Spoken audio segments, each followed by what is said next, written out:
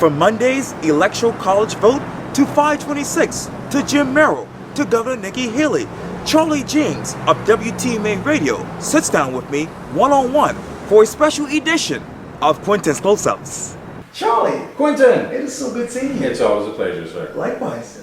And happy holidays to you. Absolutely. We're right in the middle of Christmas and the New Year's upon us. And let's talk about being in the middle of things, because we're in the middle of politics. Yes, Political we are. season. We thought this was all going to be over back in November, but it seems to have gotten louder and louder, hasn't it? As a matter of fact, let's talk about the electoral college vote Yeah. last night.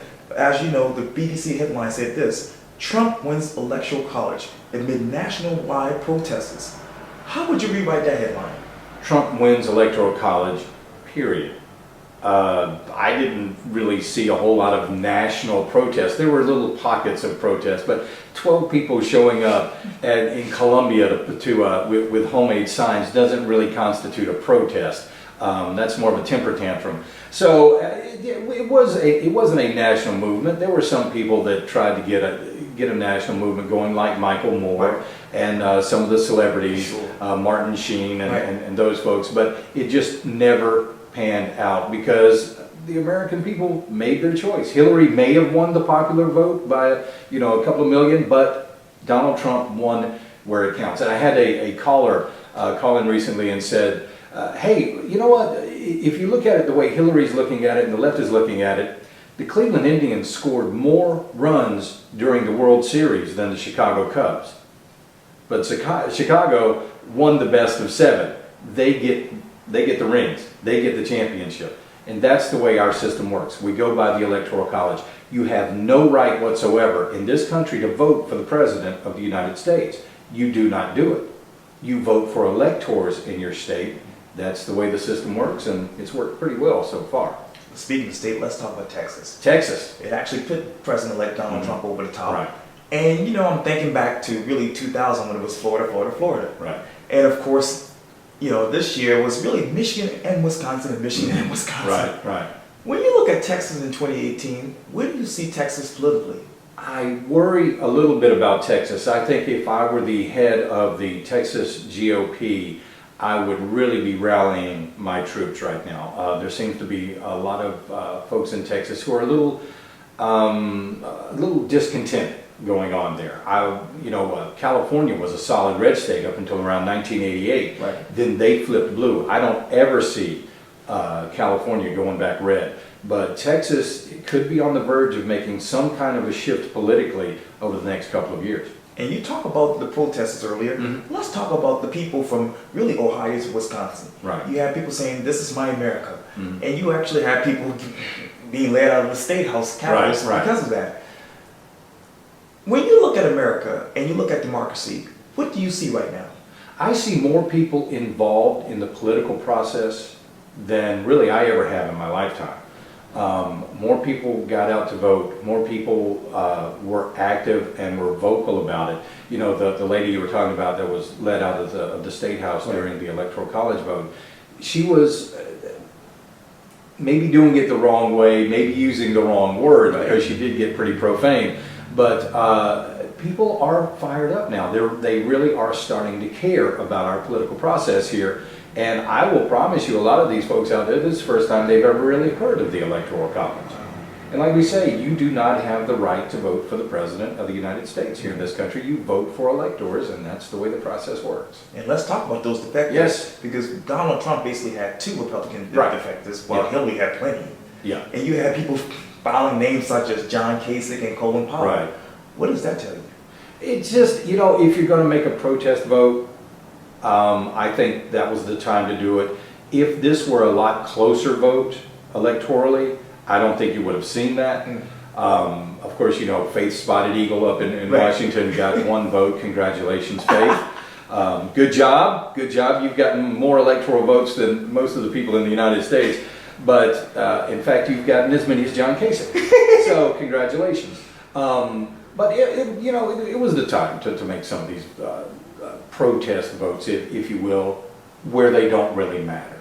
Maybe to just get a conversation going within the Democrat Party. I think that might be good because so far, you see a lot of people like Donna Brazile, Debbie Wasserman Schultz, you got Janet Pelosi, Nancy Pelosi saying, we don't need to go in a new direction. Well, maybe these votes will start opening up some conversations for the Democrats. And after his particular electoral college, when if I can talk, right.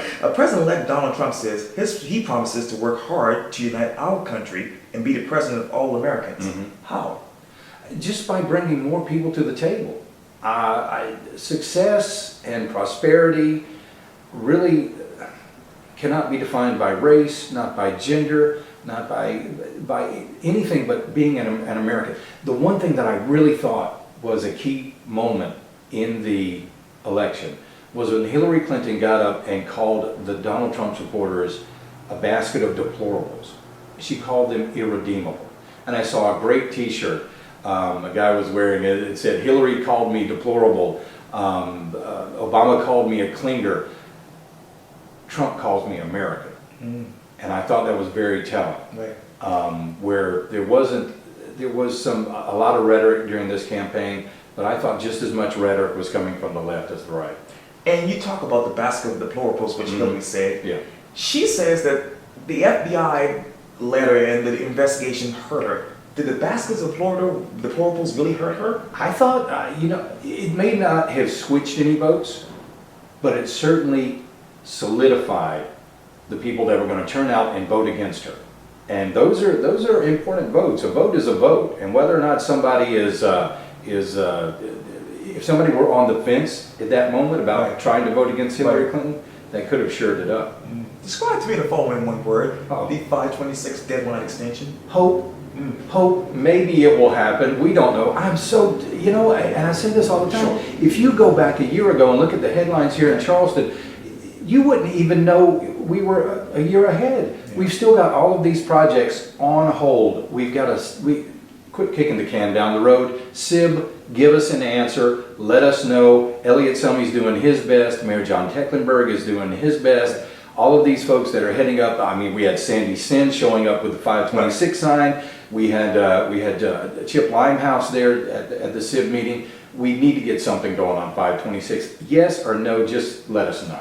I asked Brantley and Bill Moody this in the joint interview I did with him a couple of weeks ago, but there's so many prominent people, from Leon Stavronakis to Mayor John Tecklenburg. But who is that ideal person who can articulate what 526 needs and what Charleston needs so that they can actually get the money? That is the person who can pull the sword out of the stone. I have no idea who it's going to be. If you can't get somebody like John Tecklenburg, if you can't get somebody like Mayor John Tecklenburg or Chip Limehouse or Sandy Sin, if you can't get these people to convince the SIB to act on it, I don't know who the perfect messenger is going to be. Describe to me the following one word: Representative Jim Merrill. Trouble. There's trouble there. Wow. There's trouble there. When David Pascoe was removed from, or they tried to remove him from the case, didn't you kind of think that something might be up? That he might be onto a little something that people didn't really want to get out into the public? This whole thing, ethics up there in Colombia, it's been a mess. And it's been on Nikki Haley's desk for a long time. And I think you remember the State of the State address, where she pretty much called out every member of the House and Senate in Colombia and said, are you going to stand with me and fight for ethics reform in Colombia? And a handful of them did. Some of them got mad about it, but I thought it was a very bold move for Nikki Haley to make. Either way, whether or not Jim Merrill did anything illegal, technically, or not, we've really got to look at the way that we allow our lawmakers to do business here in South Carolina. And I think that's coming. I think this may be the tip of an iceberg. Another bold move was for Governor Nikki Haley to become, she's a nominee for the United Nations ambassador to the U.S., or to the UN, I should say, the U.S. ambassador to the UN. Who will Nikki Haley be as an ambassador in your mind? I think she will be a fantastic ambassador. I talked with Congressman Mark Sanford about this. He was very happy with her appointment. In fact, he's been happy with all of Donald Trump's appointments. I think she is going to be fantastic. I think if you were looking at somebody with potential serious weight as far as foreign affairs are concerned, what a great position to be in as a stepping stone to the White House. And as you know, Henry McMaster always wanted to be governor. What will the Henry McMaster administration look like in your mind?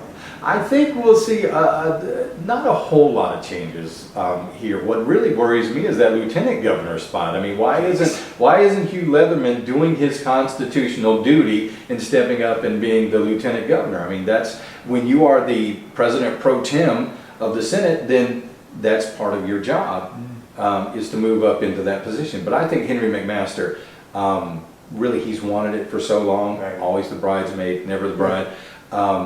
I think he'll do everything he can to really advance the state and make it, and keep it on this prosperous path that Nikki Haley's got us on. And then he has to run 2 years later. Yeah. So that'll be, and whether or not he wins again, we'll see, because, there's a lot of folks that might want it in 2 years. Yeah. Tim Scott's that name's been bandied around. Kimson.